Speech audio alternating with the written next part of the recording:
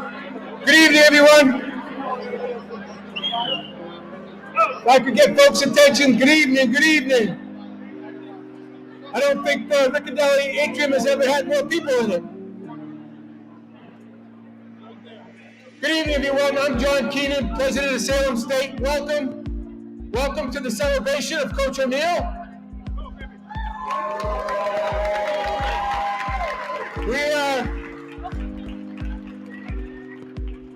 We are so excited to have so many hockey players and alumni come back in celebration of a historic career here at Salem State.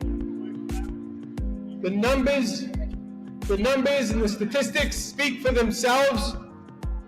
42 years, I think 626 wins, 58% winning streak, coached more games than any other coach in Salem State. There are a couple other legends in the room. I did see Coach Perone. I think he had quite a few wins here as well. We had Coach Shea back there as well. That would be a lot of years of coaching and a lot of wins, but most importantly, that would be a lot of student athletes who have been impacted. Some people tell me I look like a hockey player, right? But I was actually a football player. I played football in college. And I would tell you the experience I had, and Coach Perone was my coach in high school. Coach O'Neill has impacted hundreds, if not thousands, of students here at Salem State. And that is truly what's most important about being a coach. It's not about teaching players how to play on ice and skate and have that. It's really about life skills. It's about being a good employee. It's about being a good teammate. It's about being a good dad. It's about being a good citizen. Those are the things you learn as a student athlete. Those are the things that I take with me today and have created much success in my life. And I suspect that many of you who are here tonight who had the honor of playing for the coach over the last 42 years. That's really what being a coach is all about, impacting students. We are so proud of what he has done over all these years. And it's great to see all of you come back and know that you've been successful in your personal and professional careers, and it means as much to come out here tonight and celebrate this 42-year history of Coach O'Neill. It is now my pleasure also to introduce the coach who has to fill those big shoes, Chris McGinnis from the class of 2010. I think some of his teammates are here as well. If Chris were to coach as long as Coach O'Neill would be celebrating his retirement in 2065. Let that set in, right? That is pretty remarkable.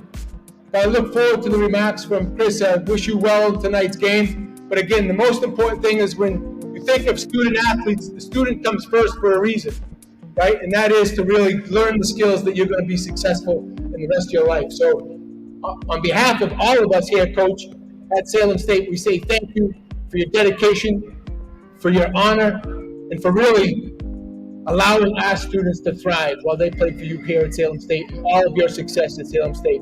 Congratulations. I wish you well in your retirement and a long, happy, and healthy retirement. Thank you, Coach O'Neill. Coach.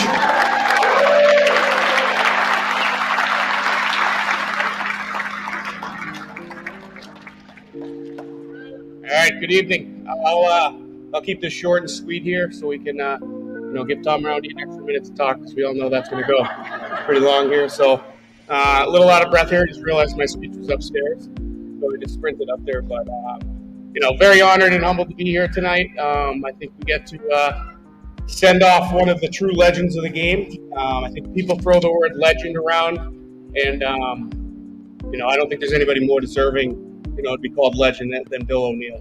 So Bill's been a big fixture in my life. I was lucky enough to play for Bill for 4 years.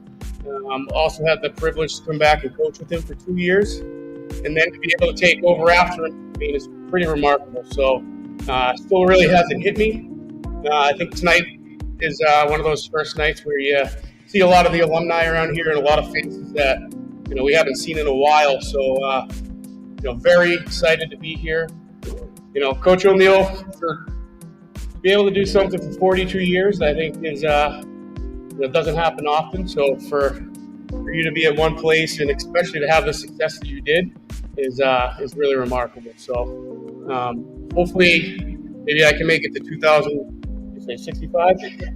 So, but I'll just take things 1 year at a time. But I do have a game to get ready for tonight, so I'll keep this short and sweet. But just want to wish Coach O'Neill the best of luck in his retirement, and be able to spend a lot of time with your family. And it's also excited to see the family's faces here. So, Coach O'Neill, again, I just say thank you and best of luck in retirement.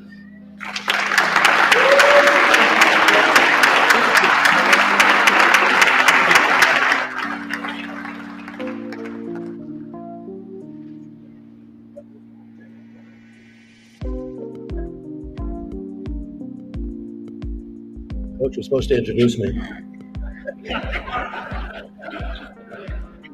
He's got other things on his mind. I think I should get a hand for the outfit. I wore the right colors tonight.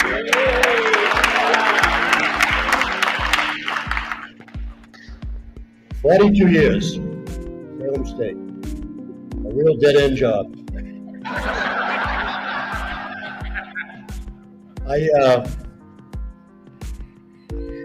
I know Billy Best as being one of my players at Boston University. He arrived at BU in 75, 76 season.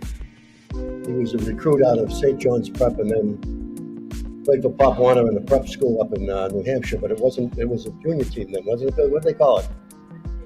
Great days. Who were the Vikings for a while, yeah.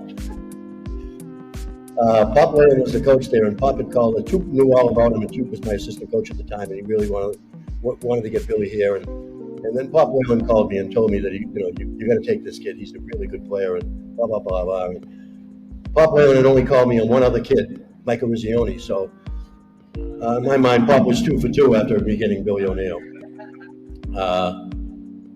When Billy was at BU, those 4 years, they were 4 of the most successful years that any BU class has ever had at BU.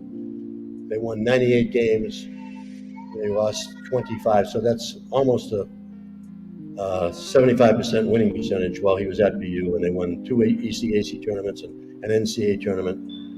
So his teams were very, very successful, and we had a lot of great players on that team. Dick Lambie was on that team. I think he was, anyways, I'm not sure. But we had a lot of great players on that team, and Billy was, as Toot Cahoon would say, a really important piece of the puzzle. Billy was a big part of the puzzle of that team. A terrific defenseman,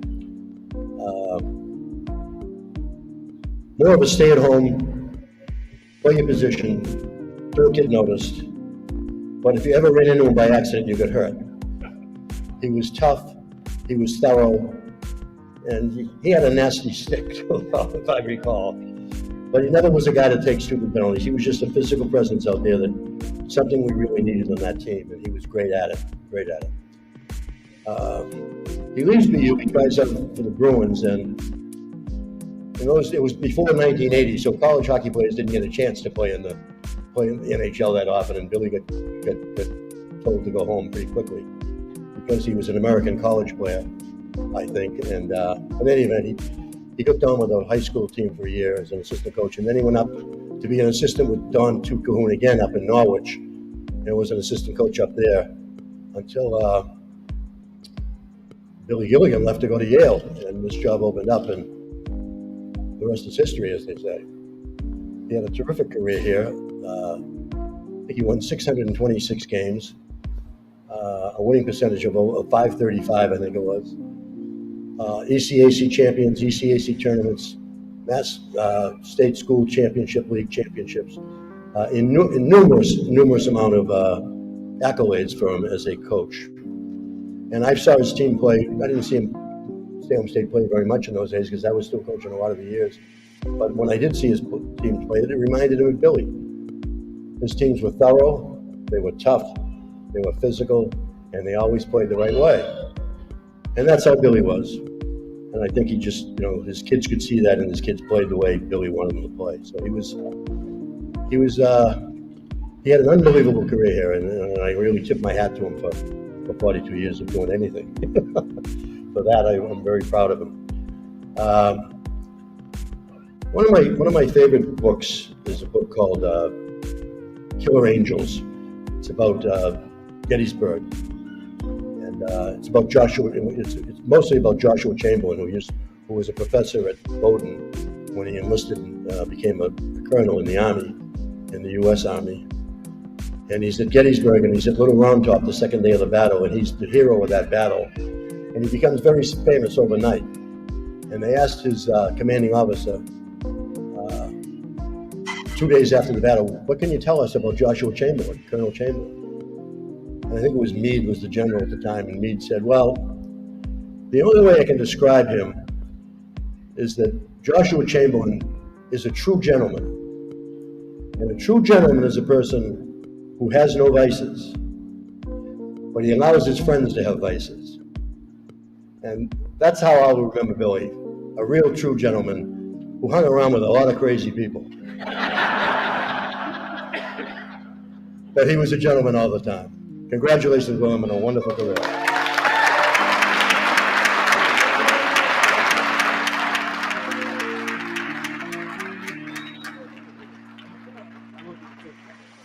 I don't want to do the same thing. The next speaker is Tom Roundy. Tom?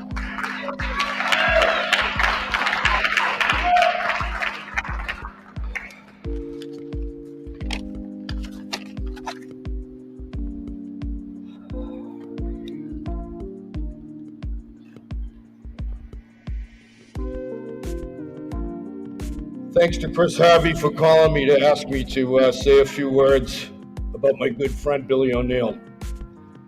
I met Billy O'Neill in late December of 1982 when I was hired as Salem State Sports Information Director. I was very fortunate to spend a great amount of time around Coach O'Neill and his hockey program for 27 years. Billy is by far the most even-keeled coach I have ever been around in my over 40 years of being involved in athletics at the collegiate and high school levels. Win or lose, Coach O'Neill was the consummate sportsman, never once thinking it was about him. The wins piled up over his 42 seasons to the tune of over 600 before he decided to call it a career. However, it was not all about winning. It was about his players working the system and giving their very best effort in everything they did. His teams played with great pride while wearing the Salem State sweater and representing the institution.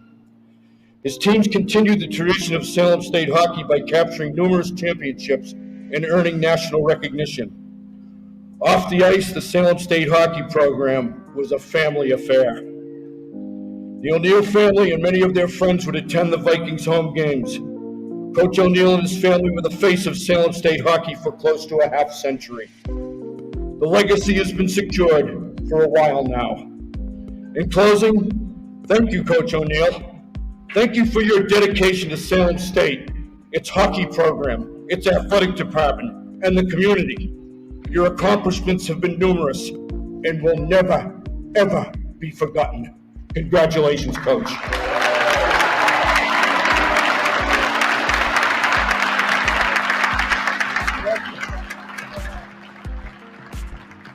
And now I'd like to introduce Bill's youngest son, Will, who has a few words to say.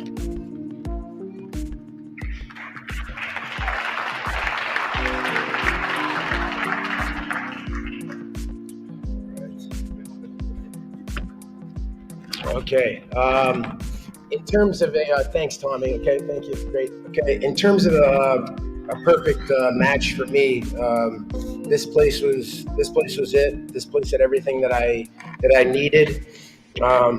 I was never in any rush to leave, and neither was my dad. Really, you know, it's like if he's leaving and he gets into 4 conversations, I'm excited, you know, and I'm listening to that person, and I'm intrigued, and then on the ride home, we're talking about it and whatever the whole time, right? It's okay. So I was born in 1988, and that was the end of his 6th season. And from there, to occasionally miss a Saturday afternoon game because I had a youth hockey game, I was here, and I loved every second of it.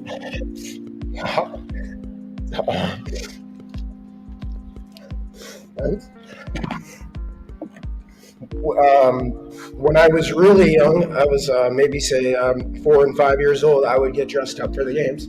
I would see my dad put the tie on over there, like at home at maybe 4 o'clock or whatever, and I'd get on my mom about wanting to look like my dad and whatever. So I'd be tying the tie, and then he'd be tying the tie. He'd go over there early, and then I'd come over with my mom later and everything like that. So it was that came back here. I would let's say for a couple years, right? I would go full-fledged dress pants, dress shirt, tie, penny loafers, and everything. No matter what, to every game and whatever.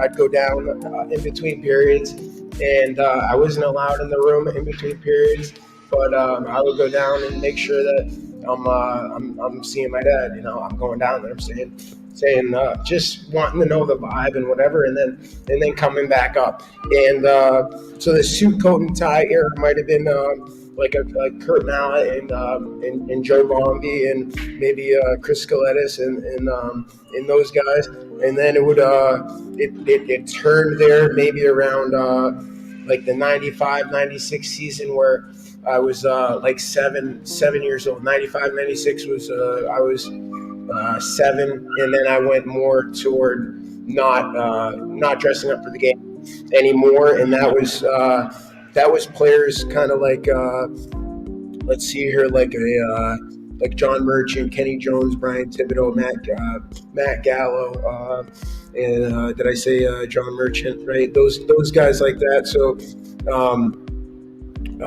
anyway, so after the games, I was allowed to go in the room, and as soon as I was allowed to go into that room, it was like, okay, I'm in here, and I don't want to get out of here. I'm trying to stay in here for as long as I possibly can. And when I was real little, and I would have the tie on and everything like that, it would be like my uncle that would bring me in and give me a lap around or whatever, or a couple laps around, and it was heaven in there.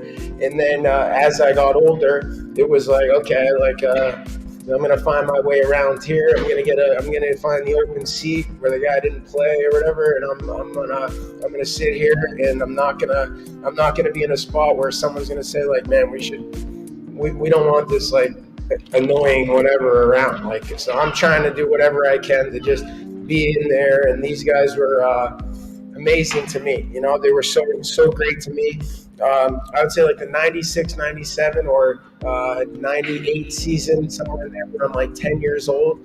That would be like maybe Andy Pearsall, Jimmy Gordon, Brett Schauffler.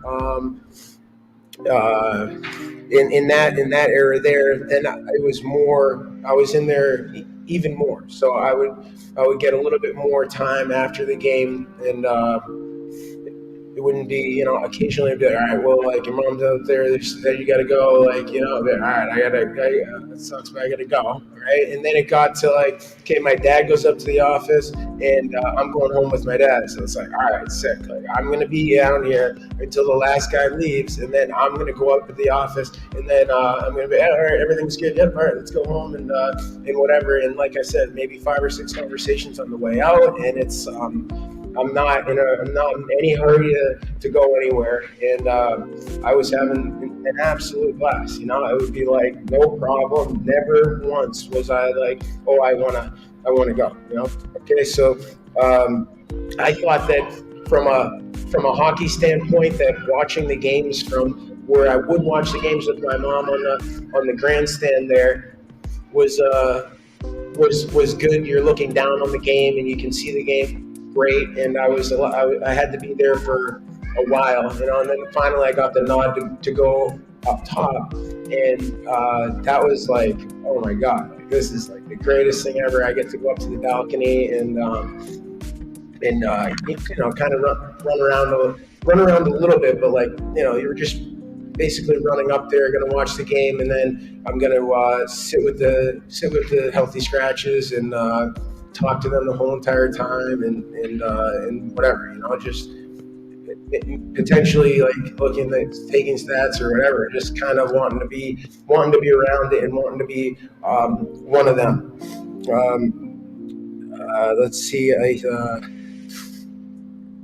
Okay, so maybe as it went, I'd say my prime time of being here would be guys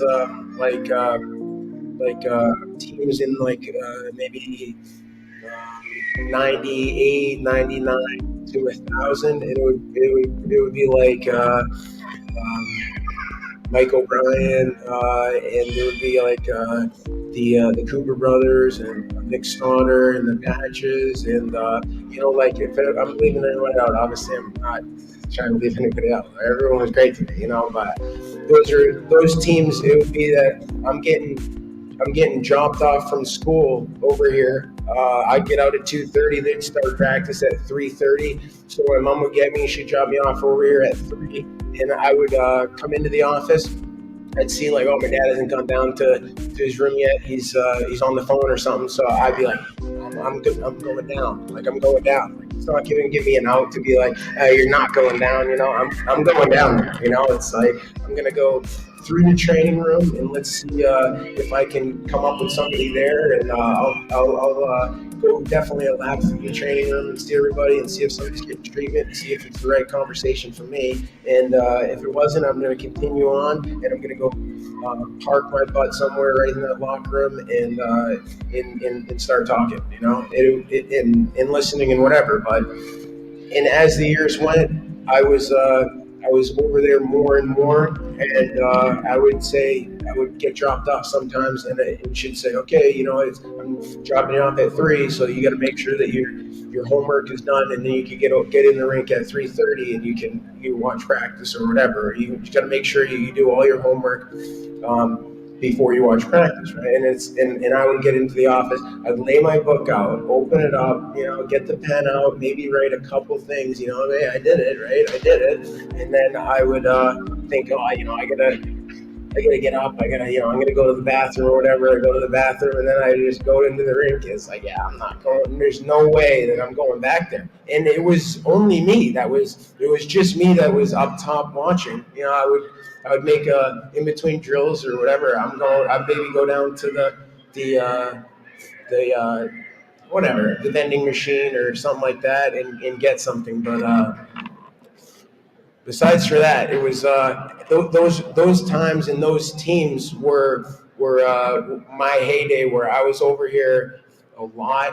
I would go to the practice, like I said, get dropped off, go to the practice, then watch the whole practice. Then after the practice, I'm going down, and we got either Smitty or my dad, down there, or Jack down there, and in the coach's room. And then from there, I'm looking at you, Tom. Oh, okay. And then from there, we're going up top, spending forever. Then we're coming home, me and my dad. Then we're going out to Assabet in Concord, Mass, to go for practice. So we're spending, the whole time together. We're spending all the time together, and it's all amazing. And the times where I got to go on the bus, I get to go on the bus, and I was like, all right, you're gonna sit with me, like, you're not going anywhere, past me, like, you're not even before, go to the bathroom before you get on here. I'm like, yeah, I went. It's like he didn't want me going back there to be annoying to anybody or whatever.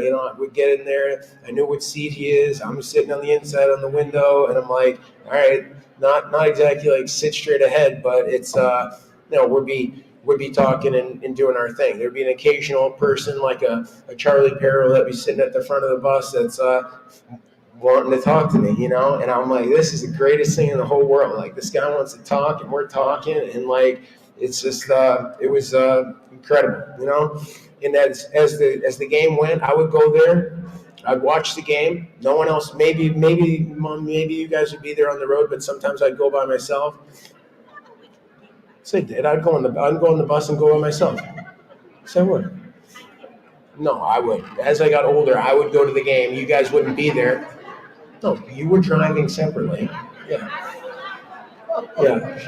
A lot of times, when I was really young, we would we would drive together, and then I would come home on the bus. I'd be excited to come home on the bus. Yeah. and Rachel couldn't go on the bus, and Rachel couldn't go in the locker room. So it was like, yeah, Rachel would be so mad she couldn't go in the locker room. Yeah, so mad. So, yeah.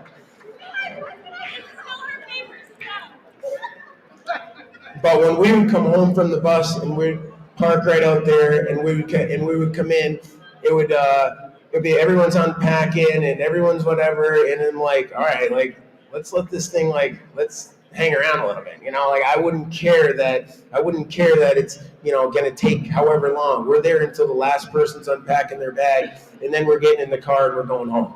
So the basis here is that the things that I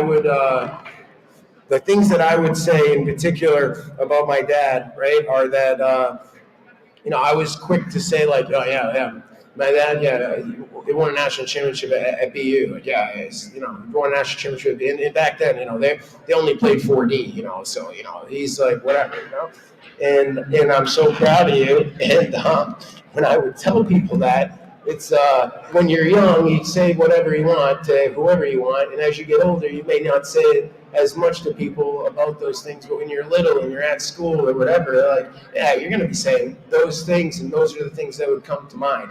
And the other things that would come to mind would be something like, he's the head coach at Salem State. Yeah, and it's Division III.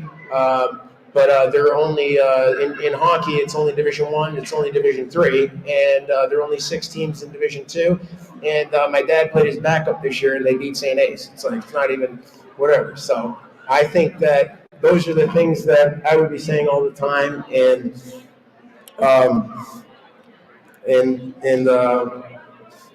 Okay, I'm so proud of you. Okay, man. I'm so proud of you, and here he is.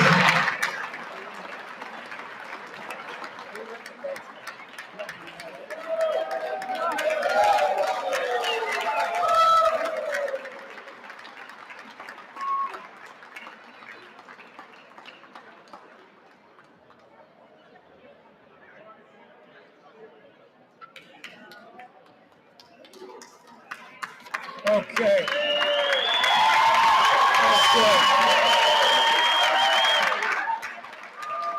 Okay, thank you. What a beautiful evening. It's a beautiful evening. Thank you all for being here. Okay, really, it's a beautiful thing.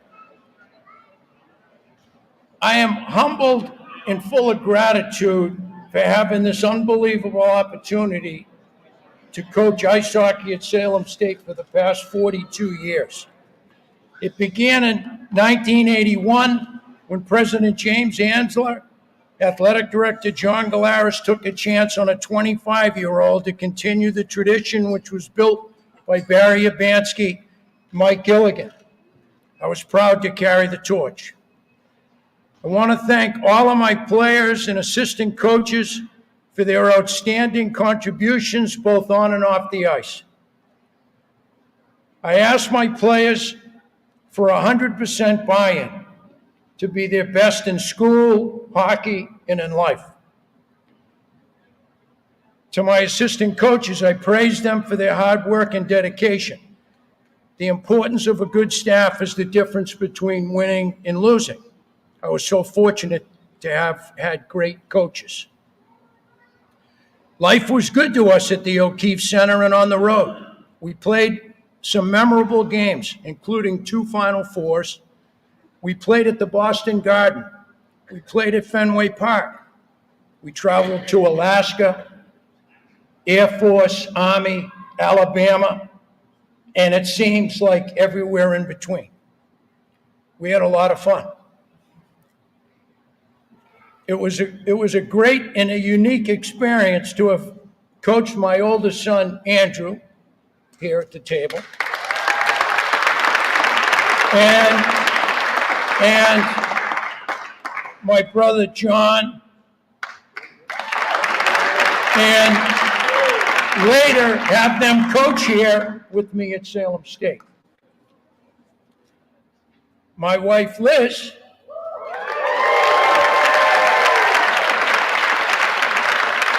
was all in every day, every year, okay? She hosted a very popular in-between period coffee room for nearly 40 years. That's incredible. Every home game, we just took for granted that Liz's coffee room, with the dessert and coffee and hospitality, was beyond, man. It was beyond. Many of the players' parents and the Salem State fans would gather. They would have a great time. Maybe more fun there than watching the game. But as a young girl, my daughter Rachel, okay, had no choice but to be our number one fan, okay? That's just the way it was. Her first full-time job was to run the Young Vikes Hockey School concession stand in the summertime. My youngest son, Will, who we met, thank you for the introduction, was infatuated, as you know, by Salem State hockey. He skated every day. He followed the dress code, as he said, of the time, attending games with a blue blazer, khakis, penny loafers, but no socks. Wanted to be like the Seaberries and the Mallets and the boys at the time. A special thank you to Taylor Dunn and Brenna Rockela from Institutional Advancement for helping to put this event together. To President John Keenan, Vice President Nate Bryant. Thank you to the men's basketball coach, Chris Harvey, and athletic director, Nikki Wood, and our entire athletic staff. Thank you all. To the late athletic trainer, Bill Bullock. Gotta mention Bill, man. Former sports information director who you met, Tom Roundy. Heart and soul, man. Former athletic director, Tim Shea. Former dean of students, Jim Stoll. And longtime and current team doctor, Dave St. Pierre. Together, you have watched more Viking games than anyone else. I wish our new coach, Chris McGinnis, and his team the best of luck. I cherished my time at Salem State, okay? I did. I cherished my time. I want to thank all of you for attending this evening. I know many of you know each other. It is nice to have this hockey reunion tonight to share some of our stories. Thank you, and go Vikings.